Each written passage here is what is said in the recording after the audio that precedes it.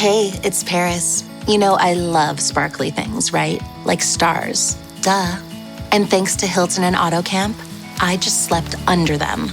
Picture me, serving looks by the fire outside my luxurious Airstream, making s'mores with the kids, while a national park is our backdrop.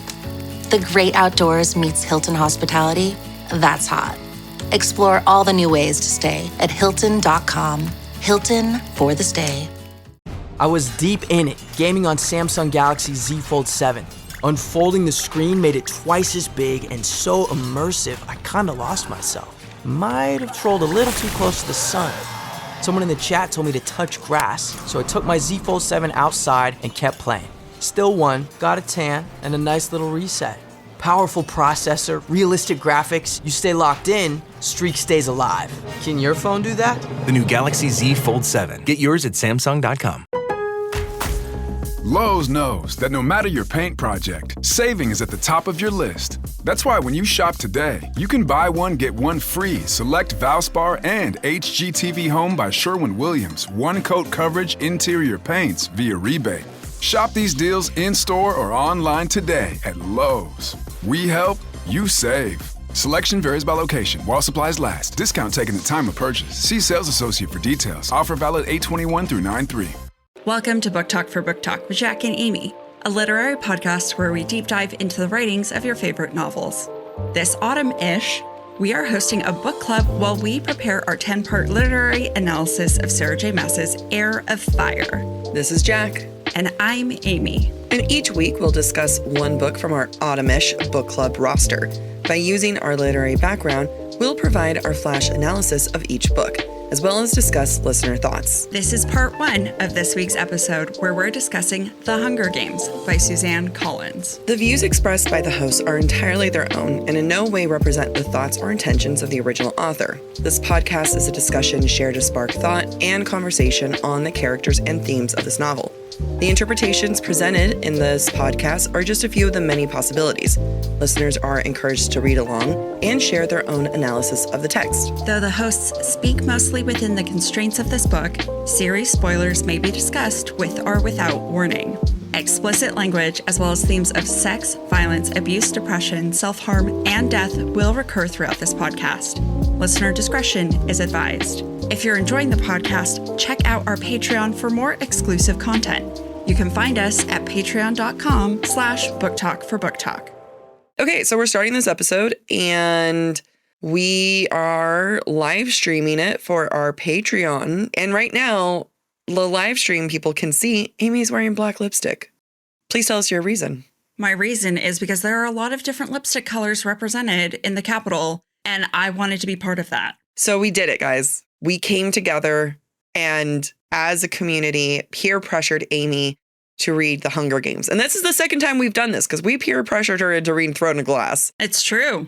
And here we are with Hunger Games. And based off of how today's conversations go, maybe one day when we're out of Throne of Glass books, we come back to this series. I don't know. We've literally have said nothing on this.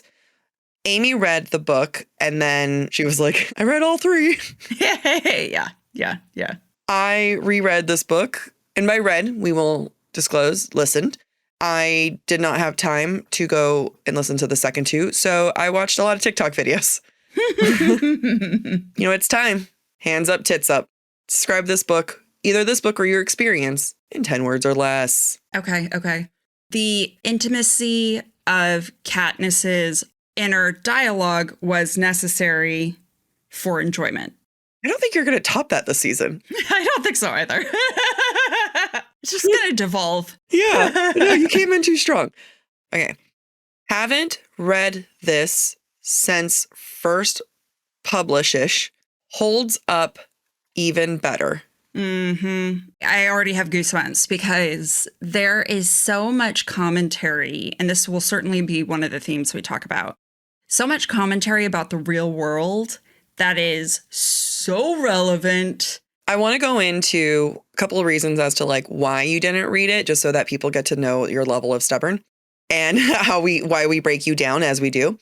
And 3, I do want to preface all of this of saying, from what I've heard, Suzanne Collins has said that she'll only write Hunger Games books when it feels like she needs to say something, which is terrifying that she's written like 3 more new ones lately in recent years that I refuse to read because it hurts. I just like my mental health isn't there yet. Like I'm already living this world. I can't read a metaphorical version of this. I mean, how did you hold up reading this book given our current circumstances? I think it would be harder to read the next 2, honestly. I think because I know what's going to happen in the next 2, and I have a lot of other thoughts about how the series ends. What kept playing in my head is that from day one, I've never thought that this was a YA book. It's a YA book because the characters are that age, and you cannot age them up because then it would lose meaning.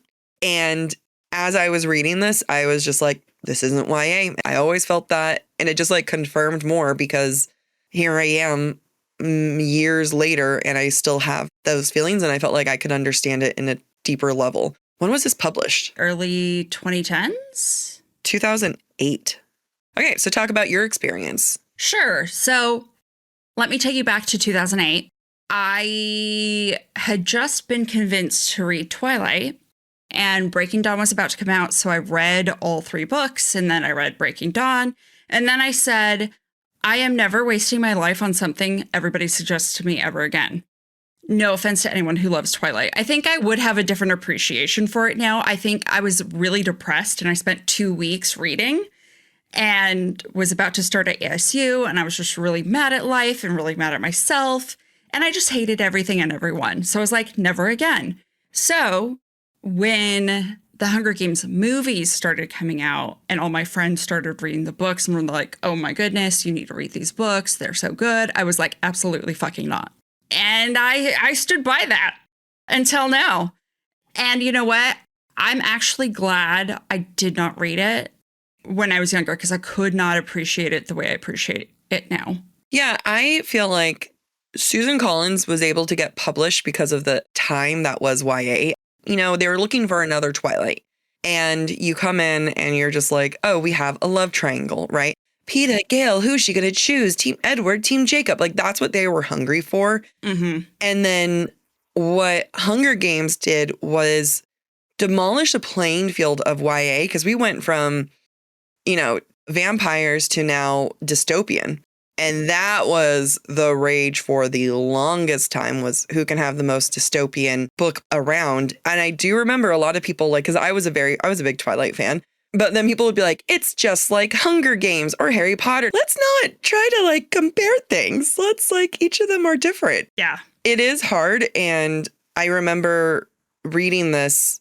I read it a bunch of times when I was younger. And then I took a YA class in college about YA literature, and this was a huge topic we discussed. And then my professor claimed to have been friends with Suzanne Collins and then told me some stuff about how the end of the series was supposed to go, because I had a hunch on how the end of the series went, but we'll save that for later. Okay. What are some themes? Which out of the thousands of themes would you like to call out? Well, you know, food is power, obviously. You know, I mentioned to Jack at some point after reading it, I was like, I mean, I knew food is power was going to be a theme, but it's a theme. So obviously that. So 1. Did you want to name some other ones? Yeah. Government corruption. Yeah. You can talk about Class divides, beauty standards. You can talk. Appearance is so important in this. There are so many takeaways that I remember. I don't think it's in the first book and like in the second 2 books. Also, I will say, we will spoil the first 3 books. I refuse to not be able to talk about all 3. As for the more recent ones, we're not going to spoil because we haven't read it. But there's a line from one of the other books where I remember at the party, and this is the kind of thing that haunts me. They would take pills to make themselves throw up so that they could eat more. Yeah, that was after the victory tour in Catching Fire. I don't know if it's pills or like a little shot of something. They just would consume something to make themselves throw up so that they get to eat more. And it's the way that I think about that. And then I think about the amount of food and waste that goes on. Like currently in the administration, they are trashing hundreds of millions of dollars worth of feminine care and birth control rather than distributing it like other global humanitarian aids were like, we will take it. It doesn't expire until like 2027. Like, we will take it. And they're not. So excess, waste, media is so important. We could probably talk about this for an entire season. I think this is the kind of thing where I'm like, after we're done with SJM, I think we go Hunger Games. Yeah, we'll see. It's another white author. That's my only hang up. But I agree. Like, this has so much content. So going back to your YA thing, though, before we dive into the themes, this themes-wise, not YA. The way it is written reads very YA in the sense of the inner dialogue and conflict that is taking place and the way the thought processes play out and are explained to us. To me, that comes across as very YA. It's not as sophisticated in which you're reading between lines, which is fine. And I think is actually very necessary because I didn't like the Hunger Games movies. I thought Katniss was a dick and had no reason to like her. But having read this from a first person narrative from Katniss's point of view, I now understand what the acting in the movie could not portray. And that's not me bashing Jennifer Lawrence. That's me saying too much hinges on the thought processes in the novel for us to truly appreciate what is going on. Unbelievably true. There was something about this reread where I just forgot how well Suzanne Collins captures that Katniss is just a kid. Like, there would be times where Katniss would just start laughing or throw herself into Haymitch's arms and just do something very childlike. And every time it was jarring because you created this character that's had to be stoic and be the breadwinner for so long. And then, at the end of the day, she is still just a girl and is still a kid.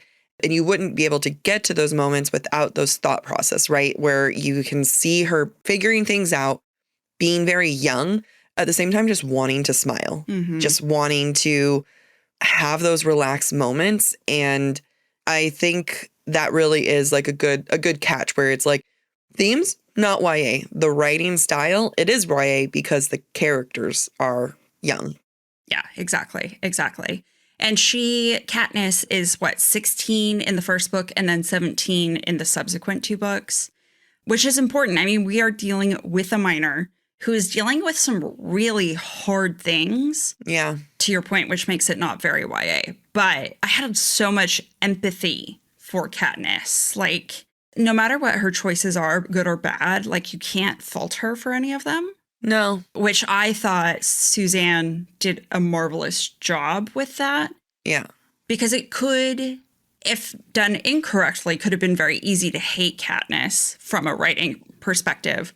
But you understand immediately that whatever choice she makes is not really a choice she makes autonomously. When it comes to Katniss, Suzanne made it difficult for herself because Katniss is not endearing. She's not funny. She's not particularly kind or endearing. She doesn't have these traits that you would normally want to make your protagonist, who you are in their perspective, in their mind, or all the books, you would do something to have that. Instead, they joke about how similar she is to Haymitch and how unlikable and in many ways is an anti-hero, but she's not an anti-hero. So that's even more difficult, right? Like, because anti-heroes you can kind of understand, but this is just kind of a stubborn girl who's had to who's rough, really rough around the edges.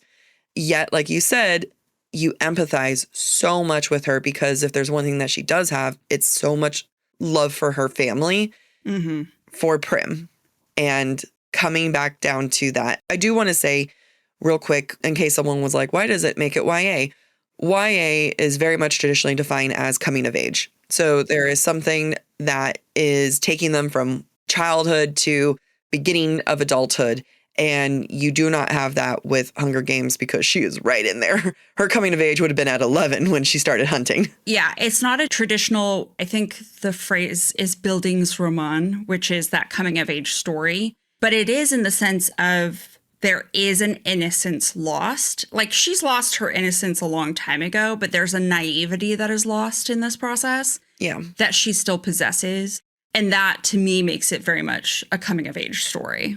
Oh, you still feel like it is a coming of age? In some ways, not in the traditional sense, but the loss of... So there's a moment in the first book before they go into the Hunger Games where Peeta and Katniss are talking on the roof. And Peeta's, I forget what he says exactly, but it's like... I want to die the way I am. I don't want them to change me. Exactly. And Katniss doesn't understand what he means. And then she eventually gets it. And she reflects on it in book 2 and book 3 and how she now understands. And to me, that's the coming of age, that she gains this awareness of the world around her. Yeah, that's fair. That she never had before. I think that is a great freaking point, because a lot of times that's like a realization people have with their parents, right? Is like, oh, they're not who I thought they were. And what Katniss is realizing is this government, this world we live in, it's worse than I even realized. It's the peek behind the curtain. It's the discovering of the wizard behind the Wizard of Oz, right? Mm-hmm. It's having this reality kind of crumble and then saying, who do I want to be behind that? And what I think makes that poignant is that that's a coming of age that can happen at any age, is that realization. It's things like that mixed with like, even like throwing a glass, because you don't have the traditional coming of age type of vibe. And I think that's why a lot of adults can go back and read Throne of Glass and be okay with it. But I think this particular, like you're calling out, this loss of innocence, that can happen at any point in anyone's life. Yeah, it's a disillusionment. And not everyone is disillusioned from their parents or the government and the patriarchy until later in life. It doesn't have to happen while you're a teenager. In that way, I felt I empathized and sympathized with Katniss because of the disillusionment. Like, she always knew government was bad. She always knew the Capitol was bad, but didn't know how bad. Yeah. For me, that feels very poignant from my perspective, and like returning to the United States as a teenager and learning about how this government works and being told one thing growing up and then experiencing it differently. Oh boy, isn't that America right there, being told you're going to have all these things and America is the best place in the world and you have all this freedom and everything is yours if you just work hard enough. Yep. And then you unpack just how horribly systematic things can be and you're just like, oh, this is horrible. Grab a snack, stretch your legs, and listen to this while we plot our next move. Amy, it is my time to shine because fall is in full swing. All I want for fall are those big, soft sweaters that I can wear everywhere, but they are way too expensive. Fortunately, Quince makes it easy to look polished, stay warmed, and save big without compromising on quality. I love their elevated pieces that are just those go-to essentials for fall, including their 100% Mongolian cashmere sweaters from $50. You can't get that anywhere else. I got one of their cardigans last year. It was my favorite cardigan, and it's going to continue to be my favorite cardigan. I have always wanted one of those giant wool coats, and I've never made the investment because they're so expensive. But I actually can get the quality that I'm looking for a decent price through Quince. That's because by partnering directly with ethical, top-tier factories and cutting out the middleman, Quince is able to deliver luxury quality pieces at half the price of similar brands. It's the kind of wardrobe upgrade that feels smart, stylish, and effortless. I love my 100% cotton button-ups that I've got for this summer. They're a perfect transition piece for summer to fall. Keep it classy and cozy this fall with long-lasting staples from Quince. Go to quince.com/booktalk for free shipping on your order and 365-day returns. That's QUINCE.com/booktalk. BOOKTALK to get free shipping and 365-day returns. Quince.com/booktalk. As a kid, there was nothing more important than that next PlayStation game. My parents made us save for that stuff. If only you had Acorns Early. Yeah, because I had to carry cash, man. That's hard to keep. Acorns Early is the smart debit card and money app that grows kids' money skills as they grow up. If you're one of those parents who likes chore charts, you can start with in-app chores trackers and teach your kids the value of $1. By doing that, it lets your kids set their own saving goals and start building healthy money habits early. I really wish I had something like this when I was younger. I wish my parents made me do this now. Actually, yes. Kids can spend what they've earned with their very own customizable debit card, giving them that extra sense of independence. Plus, with Acorns Early's spending limits and real-time spending notifications, you are always going to stay in control, parents. Ready to teach your kids the smart way to earn, save, and spend? Get your first month on us when you head to acornsearly.com/booktalk or download the Acorns Early app. That's 1 month free when you sign up for acornsearly.com/booktalk. BOOKTALK. Acorns Early Card is issued by Community Federal Savings Bank, member FDIC, pursuant to license by MasterCard International. Free trial for new subscribers only. Subscription fees starting from $5 per month unless canceled. Terms apply at acorns.com/early terms.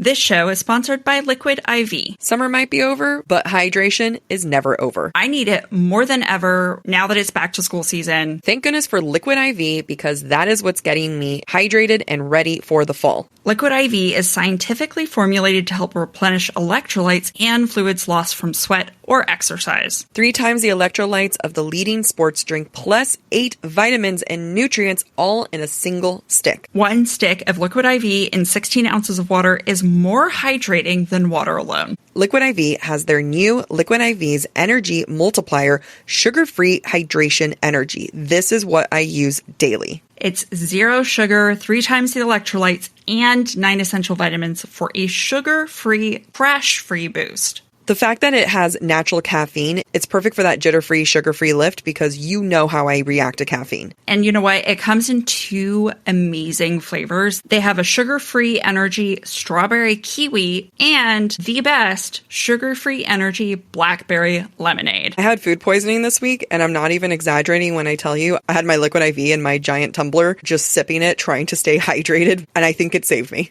It's scientifically formulated to support physical energy, hydration, focus, mood, and social stamina, or in Jack's case, food poisoning stamina. Ditch the glitch with 0 sugar and 0 crash from Liquid IV. Tear, pour, live more. Go to liquidiv.com and get 20% off your first order with the code BOOKTALK at checkout. That's 20% off your first order with code BOOKTALK. BOOKTALK at liquidiv.com.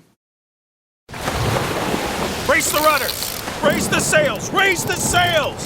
Captain, an unidentified ship is approaching. Over. Roger. Wait, is that an enterprise sales solution?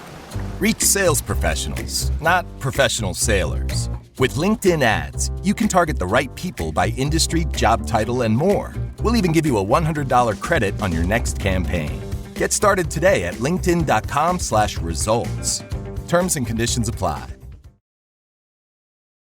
Talking about disillusionment, it kind of gives me hints to Spark of the Everflame with Diem and how she kind of has to deprogram herself. And I wonder it would be interesting to ask Penn if like that concept was an inspiration, but mainly because if you think about the beginning of Hunger Games, there's a conversation that Gale has with Katniss, and she talks about how Gale just rages against Panam. That's what it's called, right? Yeah. Panam. Yeah. Like he just rages against them and is just like, we could get out of here. And she just thinks like, well, there's no point.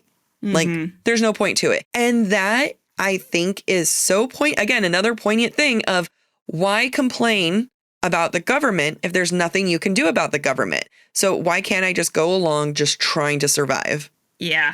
I felt that one in my core. Like, not in a good way, core. Yeah.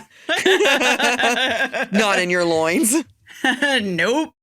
Let's talk a little bit more about that core rattling feeling of just, and I think this is something that a lot of people are probably feeling, and I go in and out of it. You know, there's some days where it's like, I'm raging, I'm protesting. And then there's other days where it's like, I can't watch another news thing because this is like breaking me. And then I know there's a lot of people who, what's the point of protesting? Nothing's going to change afterwards. And that's kind of like where Katniss is at the beginning of, well, what's the point of any of this? You know, even though she lives in the poorest district, she's getting by. Like They're able to eat, they get by. All things considered in her District 12, they do all right. Again, this is kind of this loss of innocence. She doesn't like the status quo, but she's comfortable with the status quo.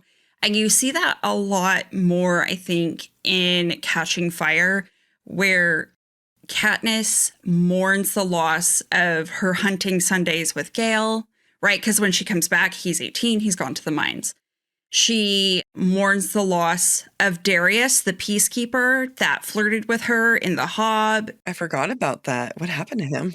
He ends up becoming a Vox. Oh. And he serves her in her apartment in book 2 before she goes back into the Hunger Games. Like, it's very, very tragic because, you know, the peacekeepers in District 12 have kind of just gotten to this laissez-faire place where they're like, we won't report you if you trade your best game with us. You know, people have found a way to survive that they're comfortable with. They've created their own community, their own ecosystem in many ways, their own government, their own understanding. Yeah, and all throughout the series, Katniss mourns the loss of that. Yeah. It wasn't good. It wasn't great. But she mourns the loss of her normal by going into the Hunger Games, by sparking rebellion and revolution, by the torching of District 12, and then ultimately in the loss of her sister. Yeah. Katniss, at the very beginning of the series, is used as a tool, and she is used as a tool till the end. She's used as a tool from the moment she volunteers as tribute, that very famous, I volunteer! I volunteer as tribute, right? God, the memes were great back in the day. Still use it. Still use that meme. Yeah. But the second that happened, she was used as good TV. Yeah. And then she goes on to the Hunger Games. She wins. Her and Peeta get out. And now she's being used as a symbol of rebellion. Even while she's within the Hunger Games the first time, and she's in there trying to take care of Rue and trying to, you know, do what she can to not lose herself. That inspires her. So now, and then it goes too far where she's now not just this, like, you know, rebellion, like leader of a rebellion. She's not a leader of rebellion. She is the face of a rebellion, and she doesn't even get to help rebel, really. And then she's a face of, look out for that, you know, terrorist. And she just never gets to be her own self. And it's incredible. And one of the themes I think you can talk about this is like a runaway identity in many ways, a runaway idea, concept that like one person can latch on and have 5 different meanings, and it no longer means the first thing that it originally meant. That could be as simple of a law as in the Constitution, you know, we have the right to pursue happiness, something like that. But I don't know the Constitution. Just like, you know, you can, and it goes from, but like the concept of like, you have this thing in the Constitution that everyone takes and says, well, it means X, Y, and Z, and it means A, B, and C, and these are the different things. Or you can have a person represent that, as in Katniss. So, for example, the Mockingjay. The Mockingjay is one of those symbols, right? It was just a pin on her shirt that suddenly means so many other things that devolves into a costume that she wears and that she becomes. Same with the berries, right? For a moment, the Nightlock berries are the one moment where Katniss is able to use media in a way to her advantage, right? And it's probably one of the only times that she's able to do it. And was she truly cognizant of the impact she was going to have? No, she just knew what her end game was. Yeah. And then the berries themselves become a symbol such that it becomes a suicide pill by the end of the book. Like, the way simple actions are hyperbolized to mean so much more is very interesting in a world where we have social media, where media is always at our fingertips, where no matter your intention, one thing you do can be exaggerated, blown up, extrapolated to mean so many different things depending on who is interpreting it. Absolutely. And that's why Katniss is the perfect person for this. And that's why she's the perfect heroine. And that's why you wouldn't be able to have someone who is particularly funny. You couldn't have an Aelin as Katniss. You couldn't have someone that was I don't want to say Katniss didn't have a personality because she definitely did, but I don't think the fact that she's not particularly endearing all around to media is perfectly ironic and even makes it even better that she is used so much in every regard. Mm-hmm. Like she's this lovelorn girl who is supposed to kill the man she loves and, you know, all this stuff. And now she's pregnant. That's book 2. And now she's the symbol of rebellion. But you're able to do that because if she was this very loud, aggressive personality type, this like, you know, jokester individual, it wouldn't have worked. Yeah. And it also just shows everyone knows that she was kind of the right person to manipulate. Yes, absolutely. It's also because she's so dense in a lot of ways. And dense is not the most appropriate word, but if we look, let's go back to Feyre in A Court of Thorns and Roses. She is surviving, not thriving. Yep. All that matters to her is, can I feed my family? Can I feed myself? Right? And then she gets into the Hunger Games. Can I save myself? And should I save Peeta? Mm-hmm. She doesn't have the awareness necessary to know that she's being used. And when she does develop that awareness, she's powerless to it. And isn't that symbolism for the average, we'll call it American citizen? You can say a citizen of any country, but let's just say calling out America right now. But isn't that just like symbolism of that, where you are, in many ways, people are literally just trying to survive. The average person, if they were to lose they're living paycheck by paycheck. If they lost everything, they wouldn't be able to survive. Minimum wage isn't even something that you can live on anymore. Yeah. I saw a reel yesterday that if we today wanted to have the same buying power as our parents and grandparents in the 70s to buy a house, minimum wage would have to be $66 an hour. Yeah. For us to be equivalent to the minimum wage worker of the 70s. It's insanity. It's insanity. And yet some boomers are like, there was an article years ago where they blamed millennials for eating avocado toast. It's like, let me have this. And we are just victims of that, right? Of just trying to get by. I mean, if you think about when this was published, it was around the time of the collapse, recession. Everything went absolutely tits up at that time. It's so painful how this grew with millennials, as we're talking about, we're just trying to live paycheck to paycheck. People don't buy houses. They can't afford to have kids.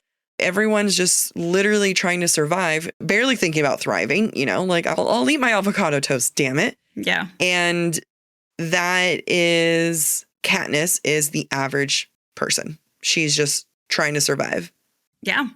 I love this book so much. Do we get Hunger Game tattoos? Is that what we do? What would it be? I don't know. A bow and an arrow? Take a sip. Take a sip. Okay.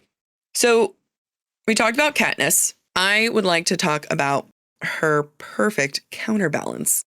Peeta? Yep. I want to hear your thoughts on Peeta. Because mine have definitely changed from when I was 18 reading this. Oh, really? When I was 18 reading this, being like, is it going to be Peeta or Gale? Versus me now. It's so funny because I hated Peeta in the movies. They really did him dirty with Josh Hutcherson. And I feel bad for Josh, but that was just, I don't know. I actually have more appreciation for Josh Hutcherson now that I've read the book. Yeah. They cut out some of his best lines that made Peeta so Peeta. Yeah. Yeah. Which is fair. I loved Peeta. Yeah. I loved Peeta because of who he is. And he sees the goodness in everything and everyone. And yes, those people can be so frustrating sometimes. But Peeta was so necessary in a world that is so dark.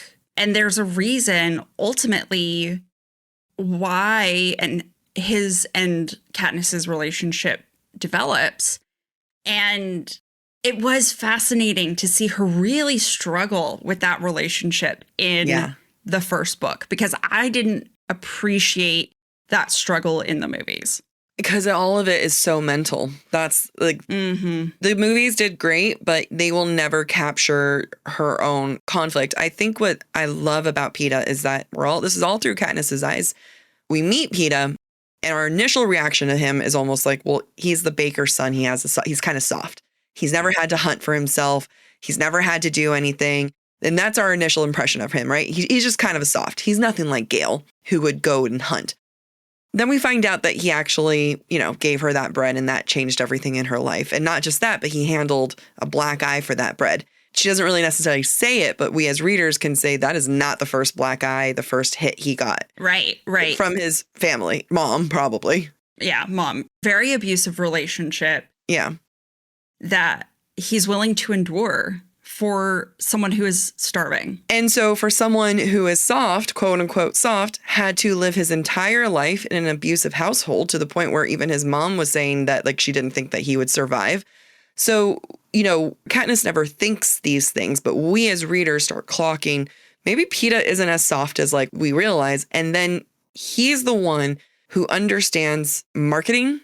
Yes, he's honest and pure, but he also is willing to manipulate and use what he has to. And that makes him so much more, not advanced, but more conniving than Katniss would have thought.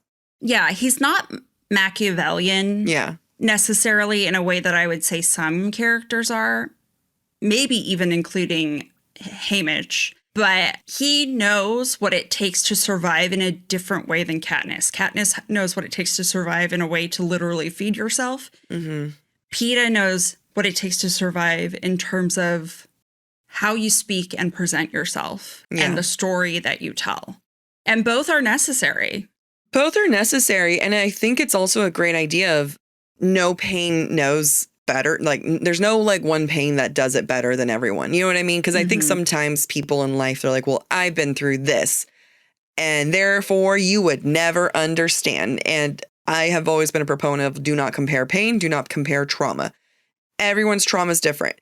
Katniss had to go and hunt at the age of 11. They almost starved. She had to single-handedly take care of her family. Her mother was emotionally absent, which hit me hard. Rereading that, I was like, oh, I thought of you the entire time. I was like, oh, damn. Luckily, I didn't live in District 12. But, you think about like, oh, wow, she's really been through it. Katniss's parents loved each other. Yeah. Katniss's parents never hit her. She never had to, even though her mom emotionally checked out, her mom emotionally came back in.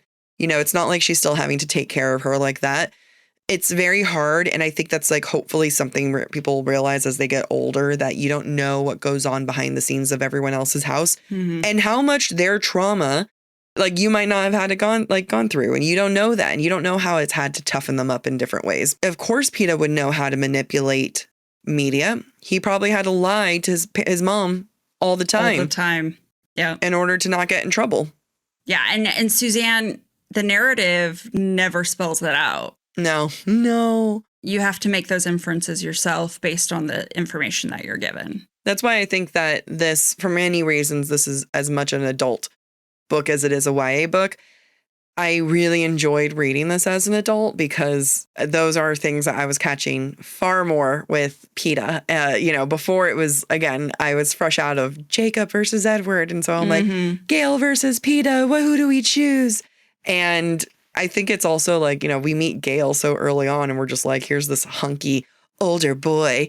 And then we get the baker's boy who's shorter, he can haul around stocky, but he can haul around some bags of flour.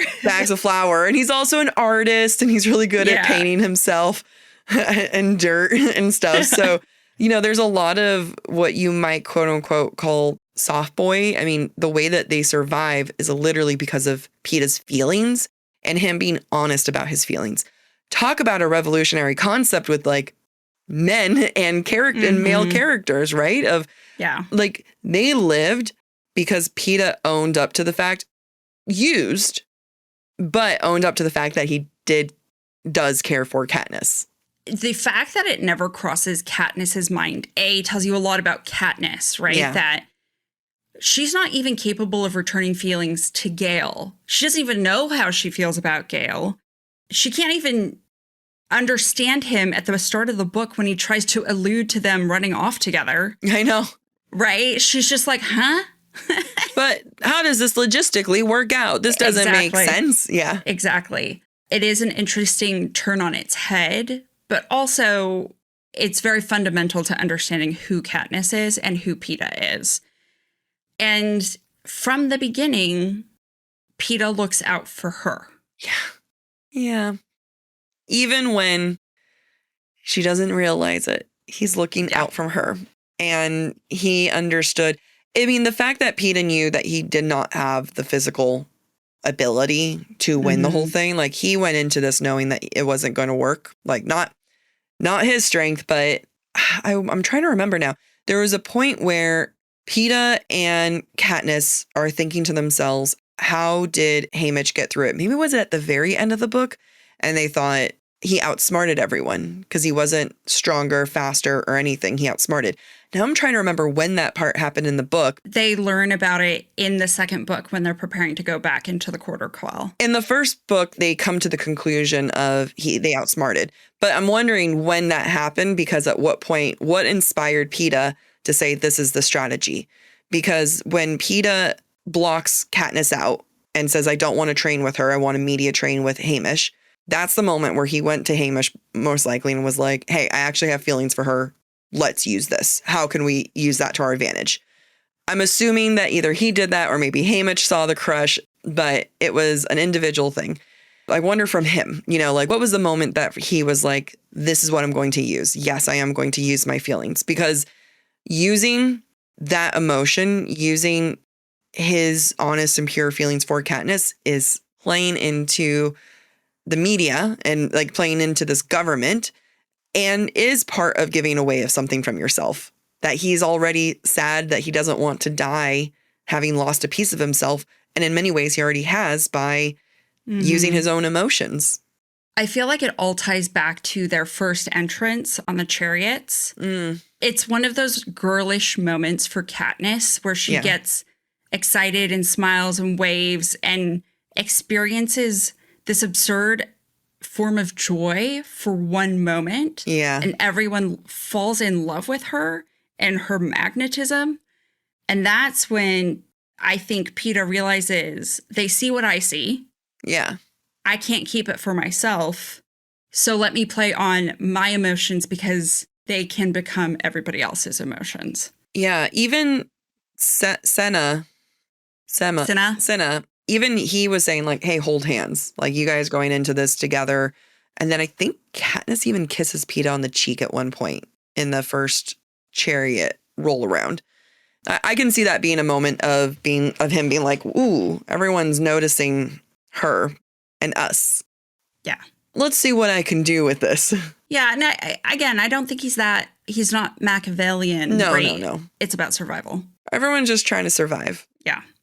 Thank you for listening to part 1 of this week's episode of Book Talk for Book Talk with Jack and Amy. Stick around for part 2, which airs on Thursday. We encourage you to rate and subscribe to our show on your preferred podcast listening platform. If you would like to submit your take on any of the books we plan to discuss later this autumn, please be sure to follow us on Instagram, where we ask for listener thoughts and submissions. If you're enjoying the podcast, please visit our website, booktalkforbooktalk.com, to view our latest merch and learn about supporting the show through Patreon or Venmo. You can also follow us on TikTok, Instagram, or YouTube at the handle Book Talk for Book Talk. Bye. Amy, it is my time to shine because fall is in full swing. All I want for fall are those big, soft sweaters that I can wear everywhere, but they are way too expensive. Fortunately, Quince makes it easy to look polished, stay warmed, and save big without compromising on quality. I love their elevated pieces that are just those go-to essentials for fall, including their 100% Mongolian cashmere sweaters from $50. You can't get that anywhere else. I got one of their cardigans last year. It was my favorite cardigan, and it's going to continue to be my favorite cardigan. I have always wanted one of those giant wool coats, and I've never made the investment because they're so expensive, but I actually can get the quality that I'm looking for a decent price through Quince. That's because by partnering directly with ethical, top-tier factories and cutting out the middleman, Quince is able to deliver luxury quality pieces at half the price of similar brands. It's the kind of wardrobe upgrade that feels smart, stylish, and effortless. I love my 100% cotton button-ups that I've got for this summer. They were a perfect transition piece for summer to fall. Keep it classy and cozy this fall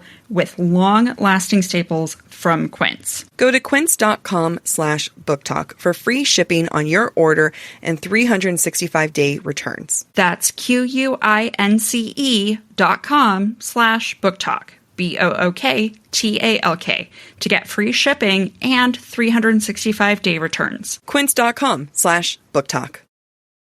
As a kid, there was nothing more important than that next PlayStation game. My parents made us save for that stuff. If only you had Acorns Early. Yeah, because I had to carry cash, man. That's hard to keep. Acorns Early is the smart debit card and money app that grows kids' money skills as they grow up. If you're one of those parents who likes chore charts, you can start with in-app chores trackers and teach your kids the value of $1. By doing that, it lets your kids set their own saving goals and start building healthy money habits early. I really wish I had something like this when I was younger. I wish my parents made me do this now. Actually, yes. Kids can spend what they've earned with their very own customizable debit card, giving them that extra sense of independence. Plus, with Acorns Early's spending limits and real-time spending notifications, you are always going to stay in control, parents. Ready to teach your kids the smart way to earn, save, and spend? Get your first month on us when you head to acornsearly.com/booktalk or download the Acorns Early app. That's 1 month free when you sign up for acornsearly.com/booktalk. BOOKTALK. Acorns Early Card is issued by Community Federal Savings Bank, member FDIC, pursuant to license by MasterCard International. Free trial for new subscribers only. Subscription fees starting from $5 per month unless canceled. Terms apply at acorns.com/early terms. This show is sponsored by Liquid IV. Summer might be over, but hydration is never over. I need it more than ever now that it's back to school season. Thank goodness for Liquid IV because that is what's getting me hydrated and ready for the fall. Liquid IV is scientifically formulated to help replenish electrolytes and fluids lost from sweat or exercise. 3 times the electrolytes of the leading sports drink, plus 8 vitamins and nutrients, all in a single stick. 1 stick of Liquid IV in 16 ounces of water is more hydrating than water alone. Liquid IV has their new Liquid IV's Energy Multiplier Sugar-Free Hydration Energy. This is what I use daily. It's 0 sugar, 3 times the electrolytes, and 9 essential vitamins for a sugar-free, crash-free boost. The fact that it has natural caffeine, it's perfect for that jitter-free, sugar-free lift because you know how I react to caffeine. And you know what? It comes in 2 amazing flavors. They have a sugar-free energy strawberry kiwi and the best sugar-free energy blackberry lemonade. I had food poisoning this week, and I'm not even exaggerating when I tell you I had my Liquid IV in my giant tumbler, just sipping it, trying to stay hydrated, and I think it saved me.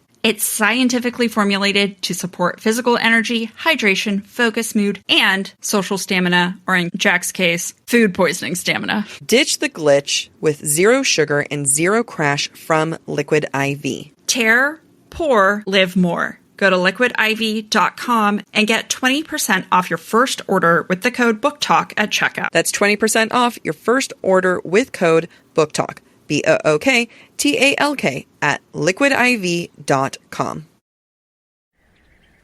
The road is calling.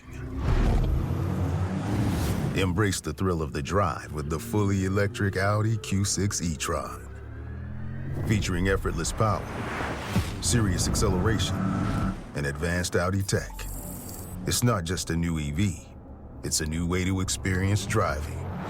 The fully electric Audi Q6 e-tron. The next chapter of Audi is here.